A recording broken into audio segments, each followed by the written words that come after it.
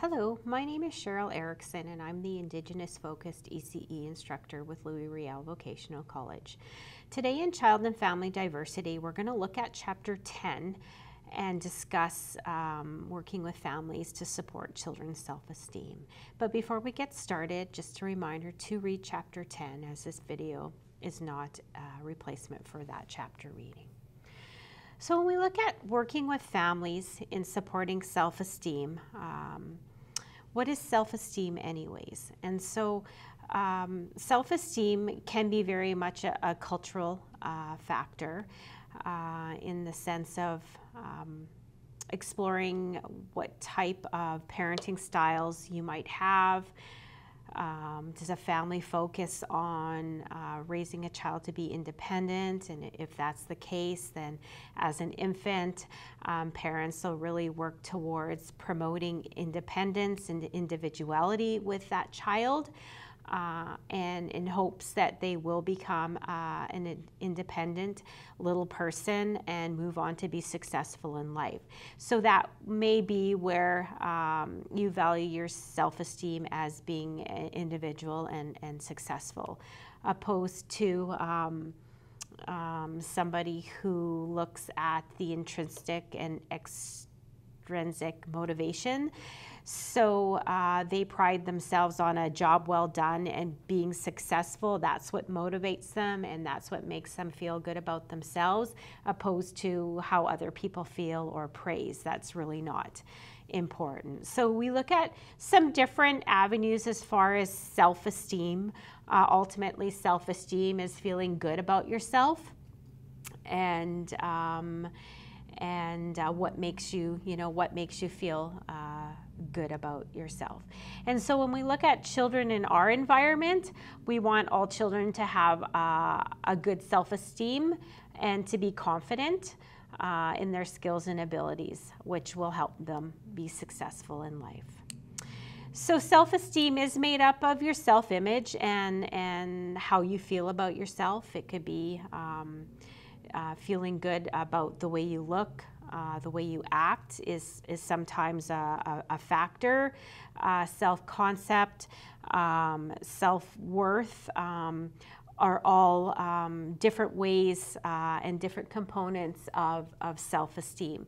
But at the end of the day, it's all a matter of how you feel about yourself, and sometimes children are motivated by how other people see them as well. And so how other people see you in that regard, if you're told negative things, you're going to perceive yourself in a negative way, opposed to if you're given positive praise and comments, you're going to view yourself in a positive way. So us as adults, the things we say and do, those conversations we have with children, are really key, because we don't want to say anything that's going to make a child feel less valued or feel good about themselves. We always want to make sure that we're promoting positive and that a child is getting a really good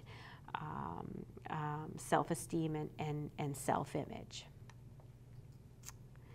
So again, culture and self-esteem, there's values, perceptions, boundaries, and roles within different cultures. And cultures is your family, specific your family culture. It doesn't have to be an ethnic, religious component. We all develop within our unique family systems a culture of practices, daily practices, celebrations, how we do things becomes our culture.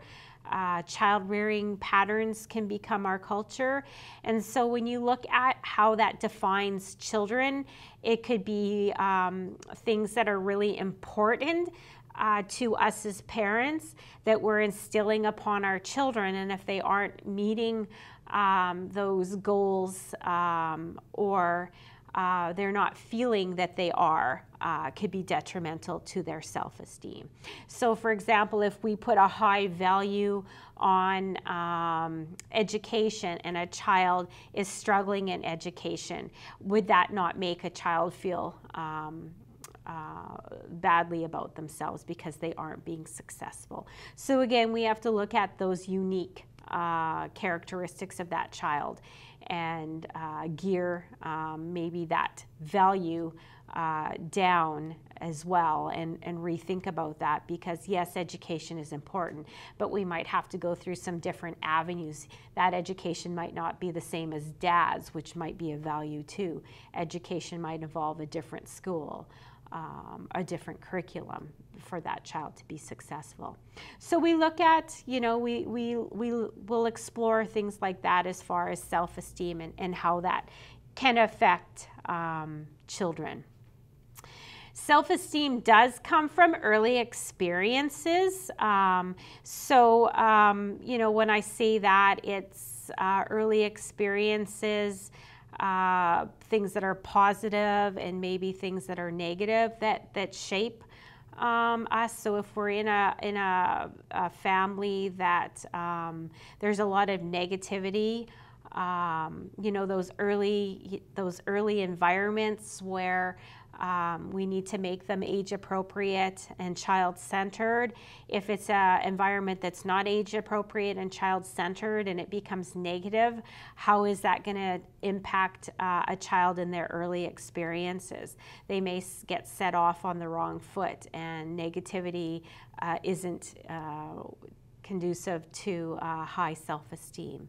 So we want to make sure that our environment is promoting children, promoting growth in children. It's age appropriate, that children can be successful. So age appropriate works with success, guiding children and helping them through processes and praising them for a job well done. Specific praise. Long gone are the days where we just say good job. We want to tie it to something specific, like I loved how you organized the books on the library shelf, or I loved how you cleaned up the block area so quickly. So tying it to a specific task that they're doing well is really important too. Good, solid relationships is really important for self-esteem. So if children have a really warm, nurturing, caring relationship in the early years, the greater chance that they're going to have a better self-esteem as they get older. And so again, that really works with the importance of strong attachments early in years, because strong attachments do form the foundation of how a child may view themselves as well. How do we promote self-esteem? Positive messages is one of the biggest practices that we're going to utilize in daycare center.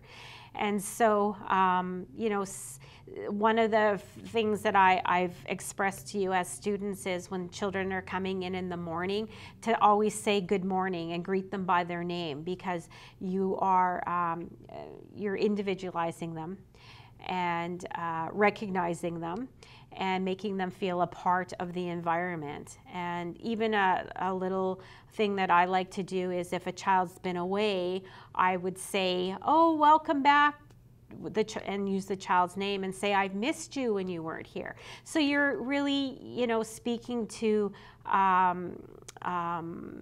important that child is to you within the environment.